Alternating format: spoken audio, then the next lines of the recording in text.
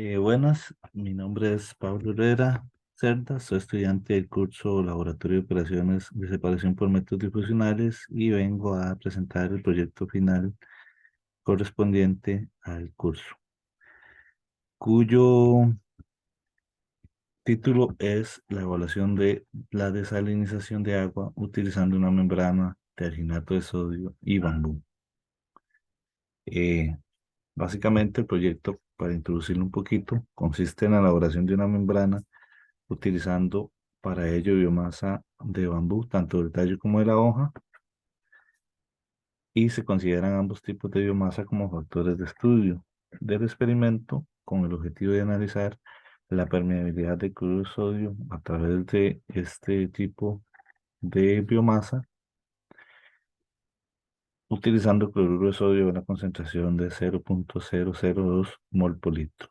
La justificación, actualmente existe una problemática por la preservación de los recursos hídricos y se sabe que el agua dulce es una preocupación a escala mundial, es un recurso agotable y se sabe que las fuentes de agua salada son las más abundantes en la Tierra, por lo cual la utilización de este tipo de alternativas para el tratamiento de aguas con algún grado de concentración de sales es un método sencillo y de bajo costo y permite realizar un tratamiento primario a aguas con presencia de sales disueltas.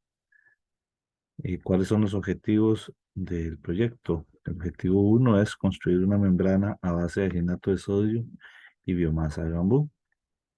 Luego, evaluar el efecto de los distintos tratamientos a la difusión de cloruro de sodio a través de la membrana. Esto es básicamente evaluar la permeabilidad de la membrana construida a base de biomasa de bambú, tanto del tallo como de la hoja, utilizando para ello alginato de sodio y evaluar la difusión o la permeabilidad de cloruro de sodio a través de esta. Y luego analizar los resultados utilizando un diseño factorial 2 a la k-2.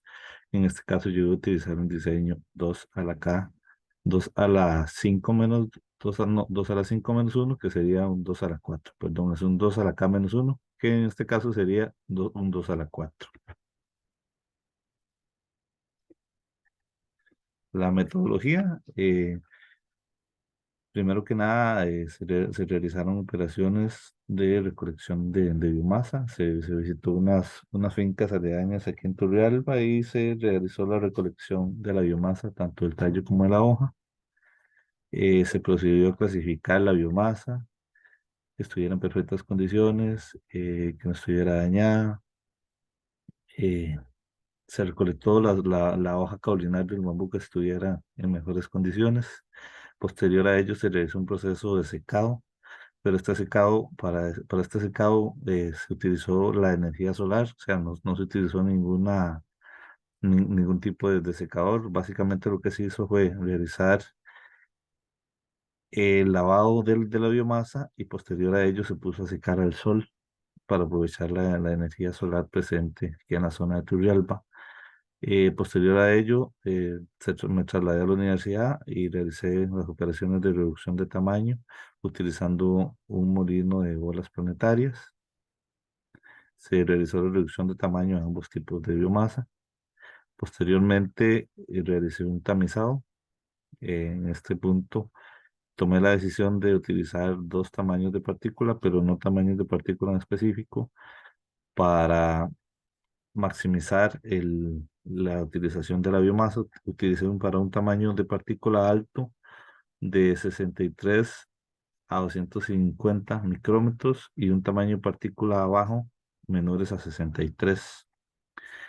Posterior a ello, ya cuando la biomasa estaba tamizada y se habían realizado todos los cálculos necesarios de concentraciones de alginato de sodio, cantidad de biomasa, y el paso que siguió fue la elaboración de las membranas. Para ello se elaboró un sistema experimental que básicamente consistió en dos tubos cilíndricos de 5 centímetros de longitud a cada lado, que están unidos por una unión con rosca. En los extremos de cada tubo estaba, estaba fue diseñado con una rosca para colocar un tapón y permitir la colocación de la sal y el agua.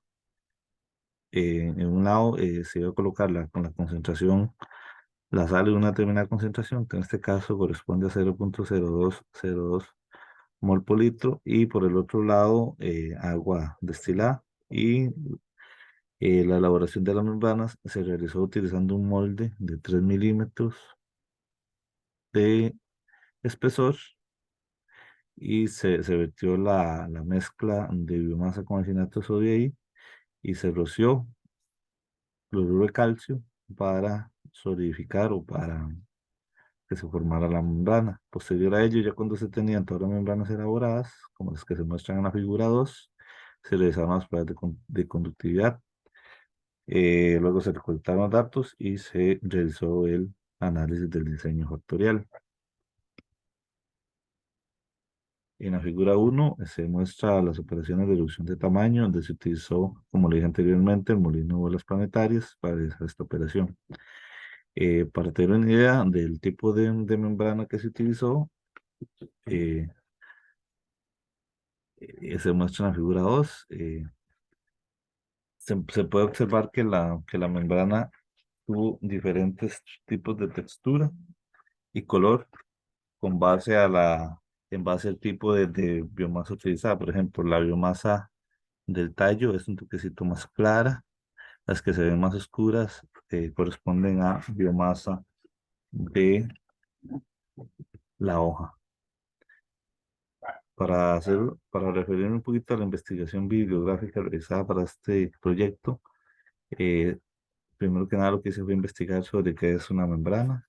Es una barrera selectiva que separa dos fases adyacentes y permite el intercambio de materia y energía de fases de materia y energía entre dos fases de manera específica.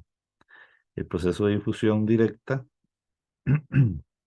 ocurre a través de una membrana semipermeable, la cual va a permitir el paso de iones de una solución más concentrada a una menos concentrada y posee la ventaja de no precisar un aporte de presión hidráulica, por lo que es un método económico, por lo que el consumo de energía es bajo. La difusión en un disolvente consiste en la difusión a través de una membrana selectiva permeable, como dije anteriormente, producida por un gradiente de concentración. En este caso, el flujo de iones se va a producir gracias a un diferencial o a la diferencia de concentraciones que existen de un lado a otro. Luego, investigué un poquito sobre la conductividad. La conductividad es un índice que mide lo fácil que es que fluya la electricidad. En el agua, los iones son los que pasan electricidad de un lado a otro. Y esto significa que cuantos más iones en disolución de sodio y cloruro existan o contiene el agua, más electricidad se transporta y mayor va a ser la conductividad.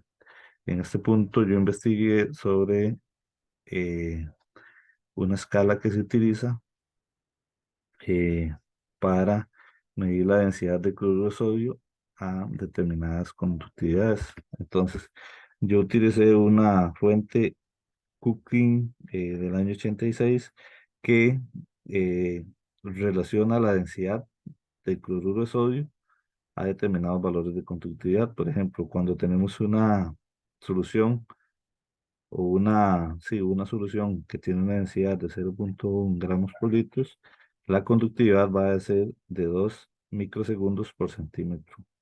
Entonces, con base a estos datos de conductividad que yo tuve en el laboratorio, hice la conversión a gramos y de ahí obtuve cuál tratamiento era el más adecuado. Eso lo voy a hablar en análisis de resultados, que es la sección que sigue. Para presentar un poco los resultados, tenemos en la figura 3 tenemos los efectos principales del experimento. En este caso, los efectos eh, que nos dio el diseño factorial fueron la proporción de biomasa y el tipo de biomasa. ¿en qué nivel tiene que estar la proporción de biomasa? Tiene que estar en un nivel bajo. Esto yo lo concluí o yo lo interpreté porque la membrana era más delgadita, entonces permitía la mayor difusividad de la sal a través de ella. Y el tipo de biomasa en un nivel alto, que en este caso es utilizando biomasa del tallo, porque el tallo, a lo que investigué, es más absorbente. Luego en la figura 7 se observan la interacción de los efectos, los dos efectos o la interacción doble, que es el tamaño de partícula y la ubicación de la membrana. En rojo se observa que este factor va a ser de la ubicación de la membrana y para que se maximice la difusión de la sal tiene que estar en un nivel bajo. Y el otro factor es el tamaño de partícula, que tiene que estar en un nivel alto. O sea, tiene que estar, para maximizar la difusión, de acuerdo con los resultados, tiene que estar en un nivel alto, que en este caso sería de 63 a 250 micrómetros. Eso con respecto a los efectos e interacciones, tenemos una interacción doble, entonces, resumiendo, la interacción tamaño de partícula y ubicación de membrana y los efectos de tamaño de partícula y el tipo de biomasa. Luego, la verificación de los supuestos en la figura 5 se observa la gráfica del supuesto de probabilidad normal.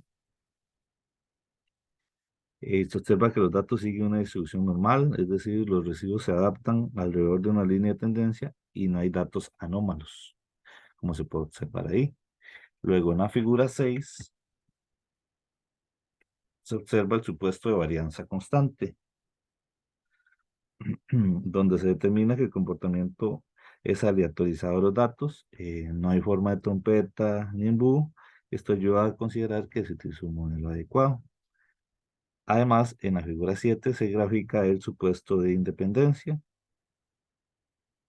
en donde se verifica que no existe interacción entre los factores, por lo que este supuesto se cumple. Luego, en la figura 8, lo que les mencionaba anteriormente, ahí presento los resultados de cada corrida de conductividad y masa. ¿Cómo hice esa conversión? Utilizando la referencia que les mencioné anteriormente, en donde un determinado valor de conductividad corresponde a una determinada densidad. Entonces, ahí podemos observar las masas de cloruro de sodio experimentales que se obtuvieron y se puede mencionar que el tratamiento más adecuado fue el de la corrida 3. Eso lo voy a mencionar en las conclusiones. Y para concluir un poco, el mejor tratamiento es cuando se utiliza biomasa del tallo con un tamaño de partícula de 63 y 250 micrómetros y una concentración de acinato de sodio del 4% y una ubicación de la membrana en nivel bajo, al igual que la proporción de biomasa en nivel bajo. Como otra conclusión, el tipo de biomasa que presentó mejores resultados fue el tallo, por investigado, porque el tallo presenta mejores o presenta mejores condiciones para la permeabilidad, por su constitución química, presenta mejores condiciones para la permeabilidad a través de esto.